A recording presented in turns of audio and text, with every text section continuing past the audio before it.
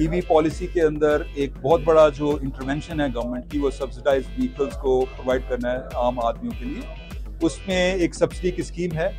आज सब्सिडी की स्कीम का जो पहला रोल आउट था, इस सब्सिडी स्कीम के तहत 22 लाख गाड़ियों को 5 साल में हमने सब्सिडाइज करना है। उसमें जो इस साल के लिए जो टारगेट है वो 1,16,000 मोटरसाइकिल हैं और 3,000 के लगभग रिक्शा हैं। उसमें से जो पहली जो किस्त है वो 40,000 मोटरसाइकिल्स की है और 1,000 रिक्शास की है। तो आज हमने एक बड़ा शफाफ तरीके के साथ उसकी बैलेटिंग की। हमारे पास जो एप्लीकेशन थी वो कोई 2,80,000 के लगभग आई। हमारे पास जो कोटा था वो 40,000 था, इसलिए हमें एक बैलेटिंग करनी पड़ी।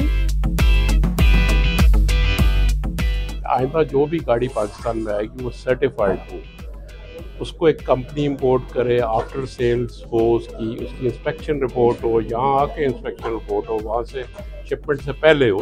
तो इस पे जितना फोकस है वो कंज्यूमर पे है।